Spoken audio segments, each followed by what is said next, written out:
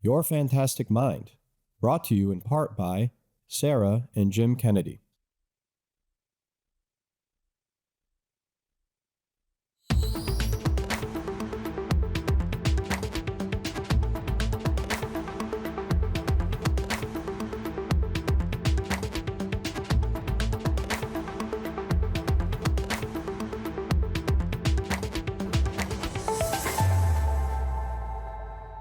Welcome to Your Fantastic Mind. I'm Jay Watson.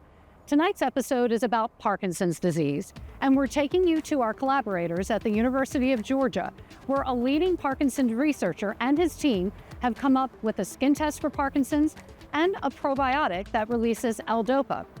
Plus, we are following a woman who credits Pong with slowing the decline of her Parkinson's.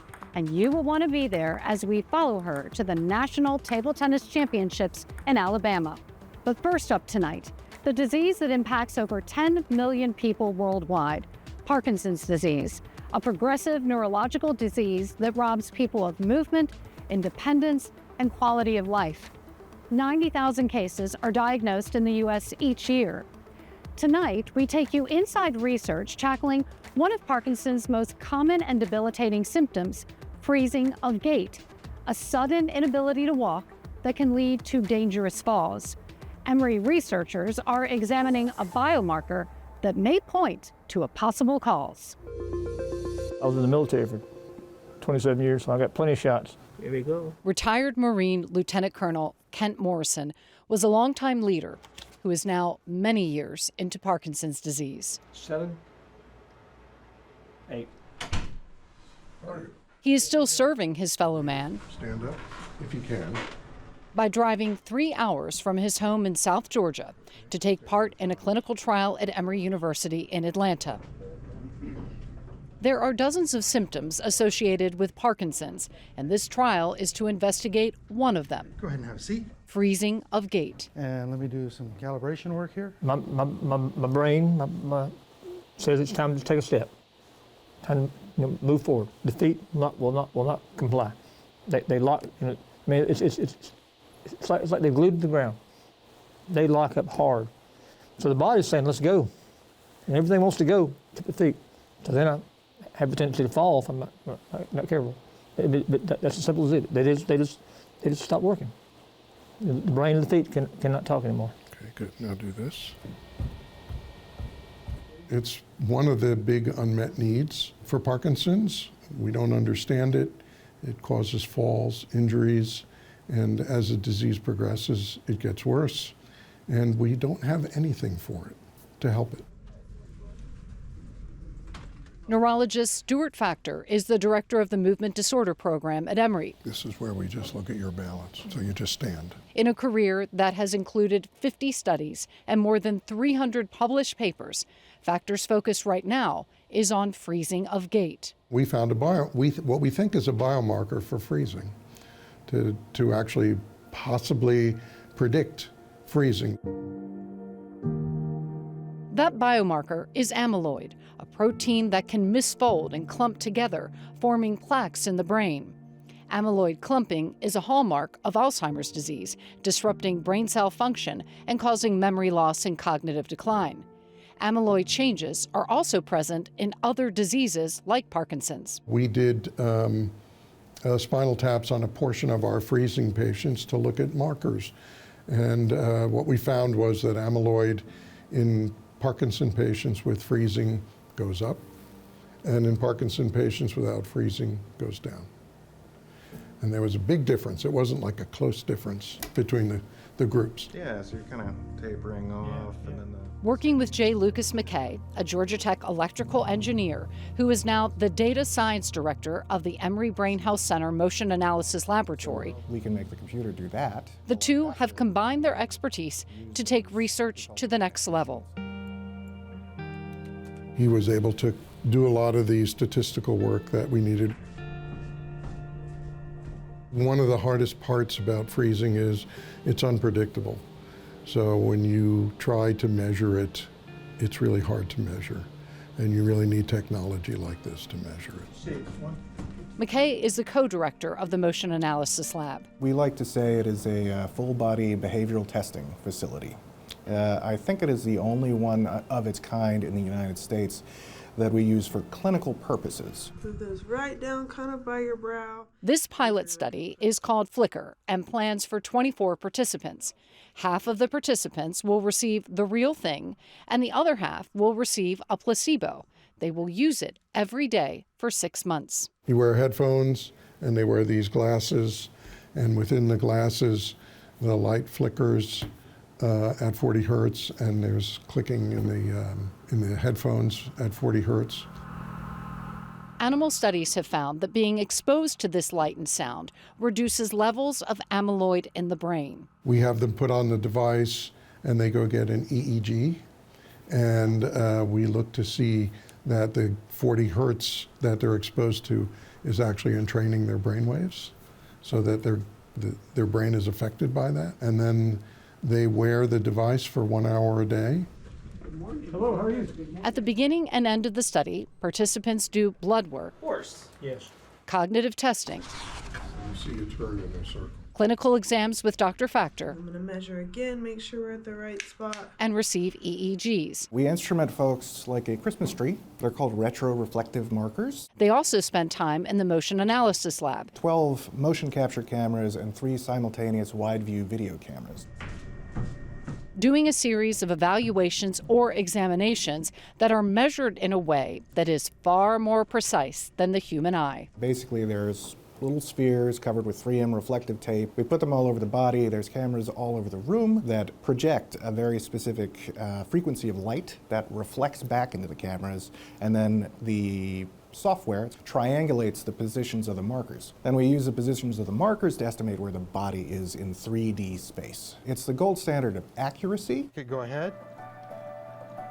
The goal of the Flicker study is to see if it affects freezing or the levels of amyloid. The hope is that both are decreased. I love being a Marine. I just loved. I joined the Marine Corps when I was 17 years old. Miss it every day.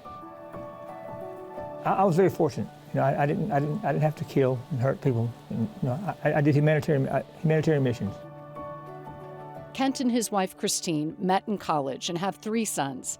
He was serving as the executive director of the Marine Corps Logistics Base in Albany, Georgia, when symptoms began in 2015. Mainly was just his flat affect. He didn't have a big smile like he always had, and his face just didn't have that expression. And I started stuttering. I mean, I used to give speeches all over, you know. But I started speaking, I started drooling. Very embarrassing. While Kent's Parkinson's has advanced, he still plays his drums and travels to see his children and volunteers for research.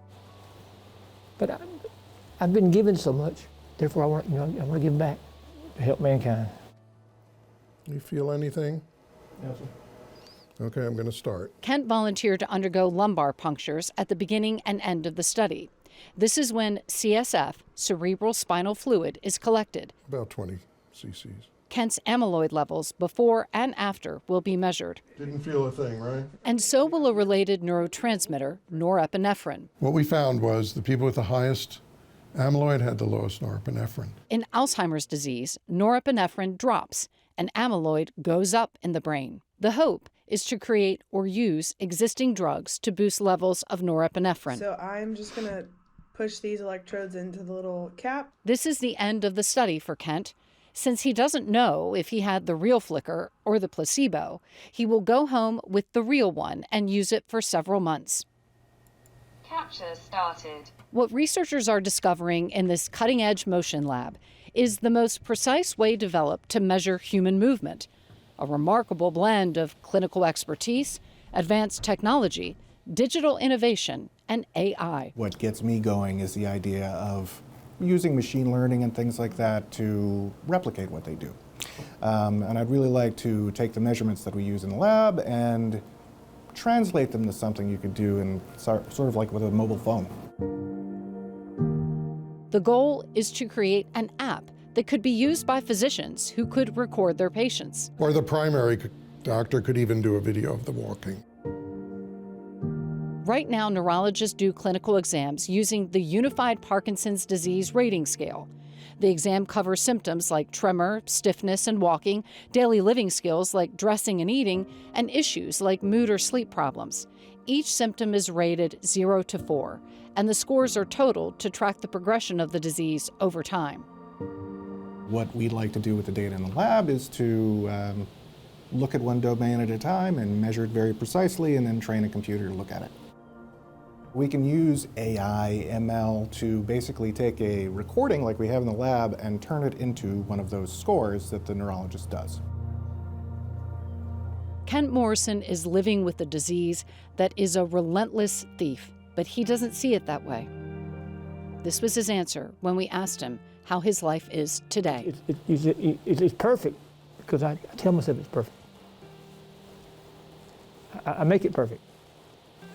You know, your mind is your best medicine. So I tell myself, people say, how you doing? And I'll say, I'm doing great.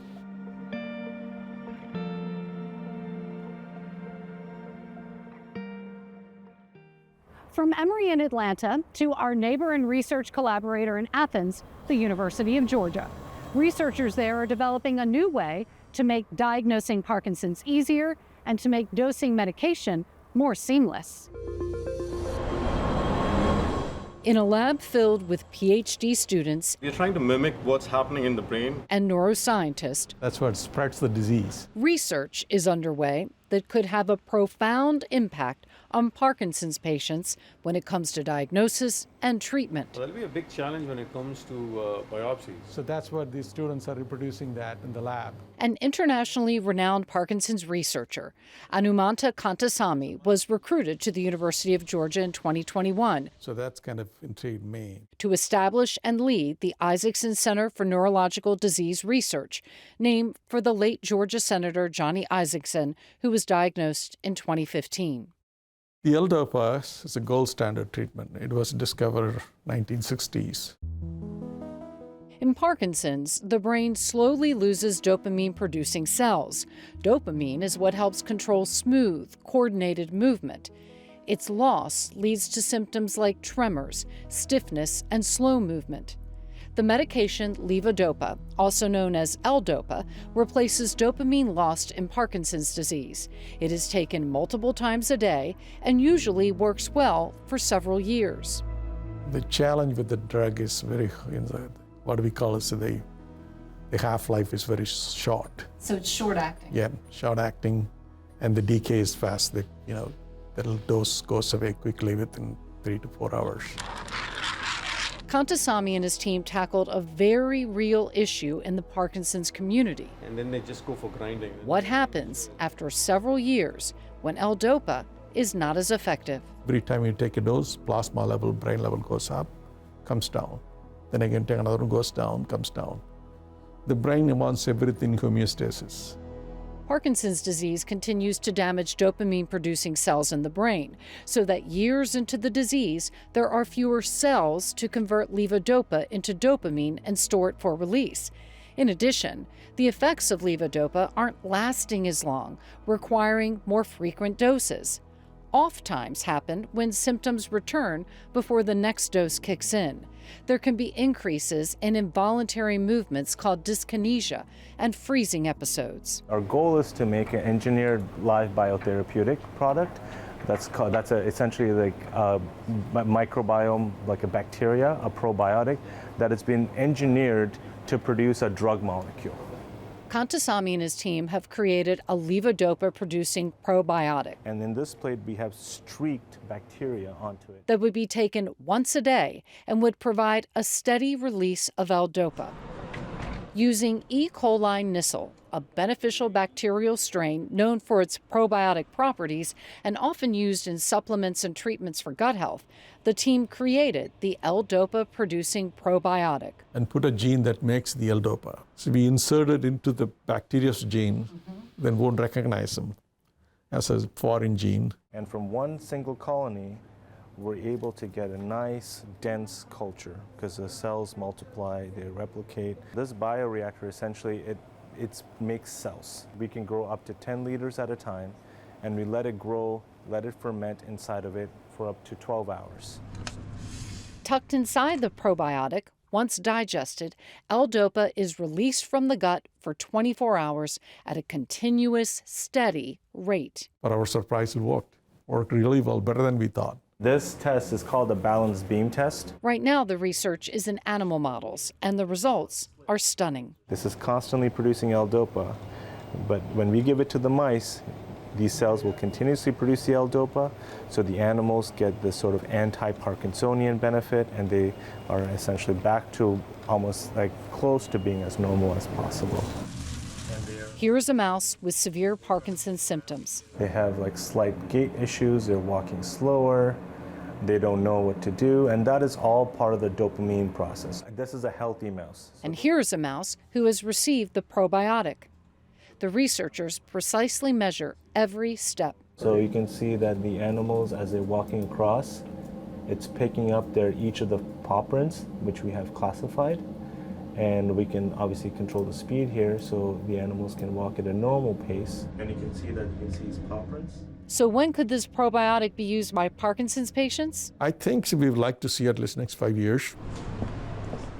One of the other areas of research for Kantasami's team, they are creating a skin test for Parkinson's disease. Basic idea of the assay is to be able to differentiate between Parkinson's disease and control. Right now, neurologists diagnose it by doing a clinical exam and sometimes brain imaging. A skin test would be a game changer. So we take a small punch. It's kind of when you go to dermatologist, normally take a small punch. It's a 3 millimeter punch, a biopsy. So you take that and we can test them in our lab and then identify that protein using some seeding activity assay that's we developed.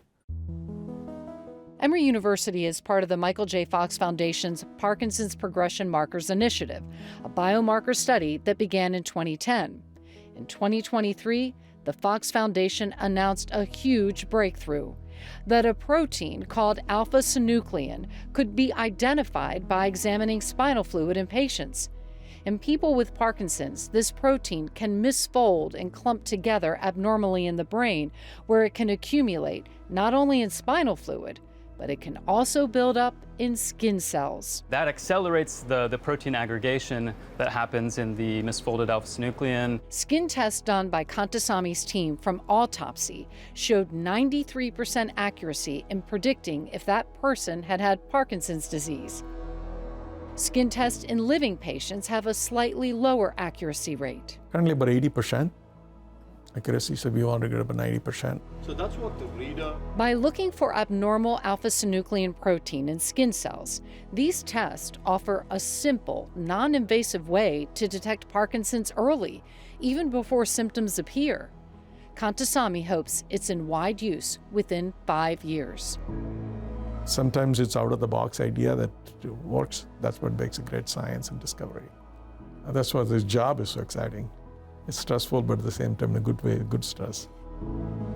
Kantasami and his team are collaborating with Emory on this research, including the creation of a probiotic for people with Alzheimer's disease. Instead of bacteria producing L-dopa, bacteria would be producing norepinephrine, a neurotransmitter whose levels drop in Alzheimer's disease. When norepinephrine goes down, amyloid levels go up.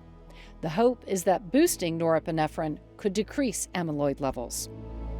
I grew up in an agricultural family, so I work with a lot of chemicals and pesticides, and just kind of passionate about, how chemical affects human life.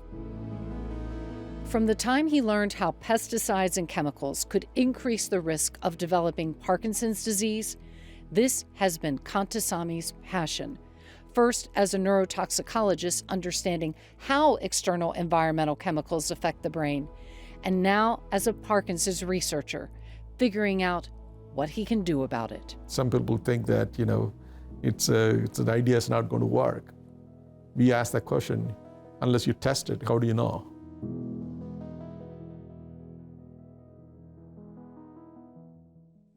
And now to our final story. Exercise is very beneficial for people with Parkinson's, but in the case of one woman, Ping pong has been much more than that. It's a community that has carried her to the national championships. Always tried to kind of eat healthy anyway. A health-conscious, lifelong athlete. It's basically like a Mediterranean diet. Linda Bramhall remembers how her Parkinson's symptoms began. Probably the tremors. That's probably the classic symptom.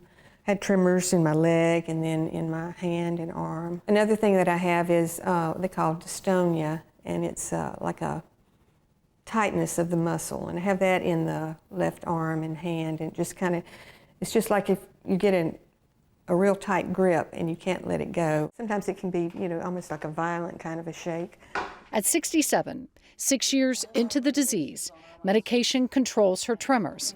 She's doing well, and she also gives credit to a video she watched 1 year into her diagnosis. My name is Nenad Bach. That's how I found out, was from watching one of his videos.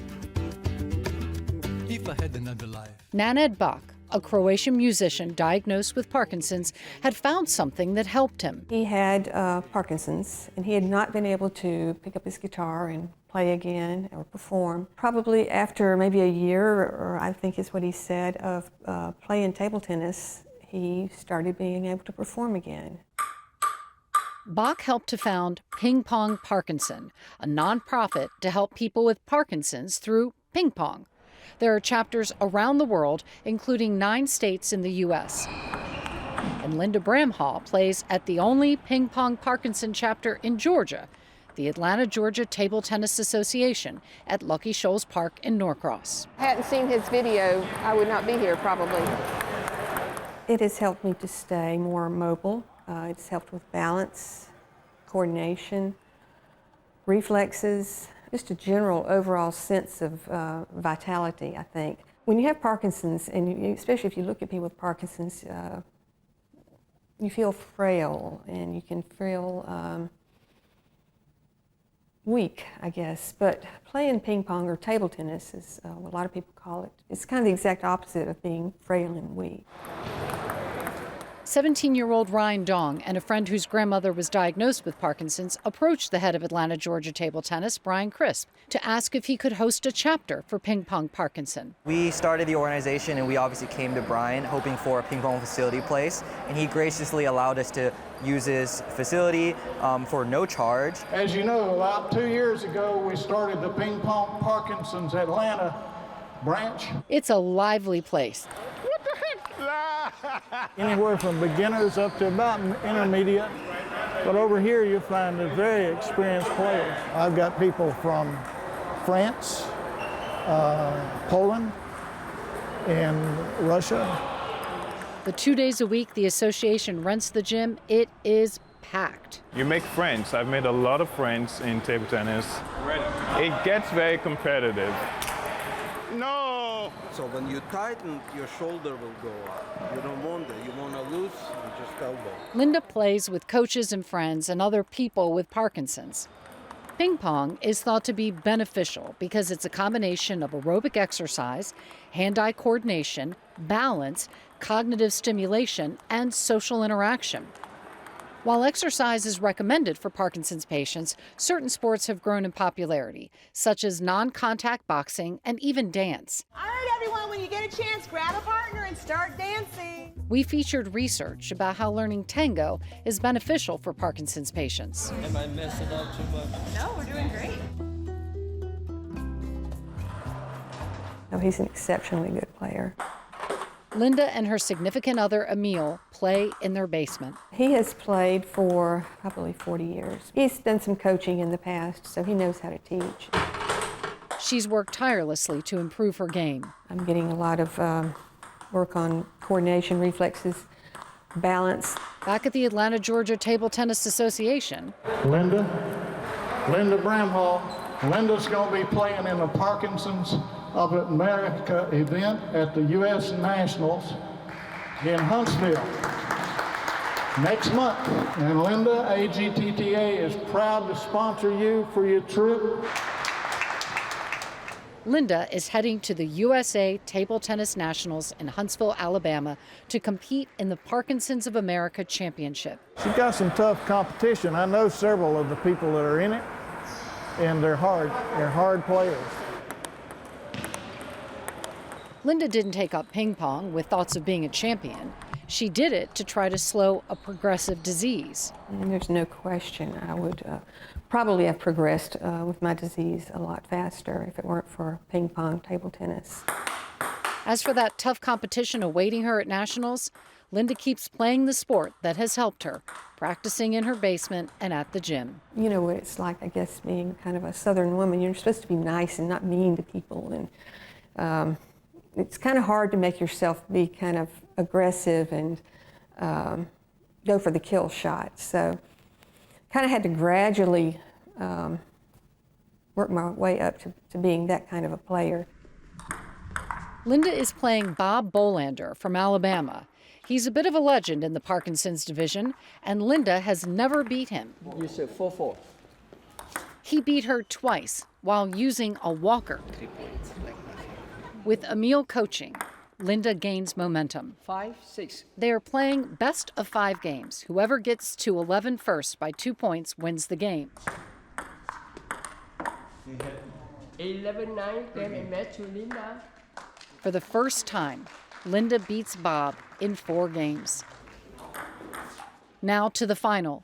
Linda plays John DePasquale from Oregon, whom she has never played before. 6 years into a diagnosis, 5 years into a sport she took up to help stave off decline.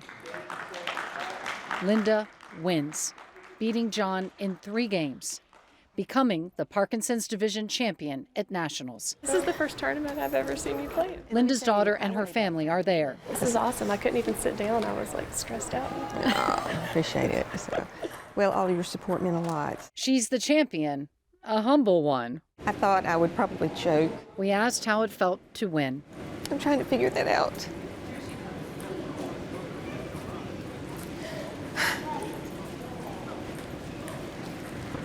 It's not just a win for me. I think it's a win for everybody who has Parkinson's. I'm gonna tell you something, I do the ugly cry. So it's the win over the mind, I guess. I'm just gonna keep on going, keep on playing. And that's going to do it for us this week. See you next time on Your Fantastic Mind.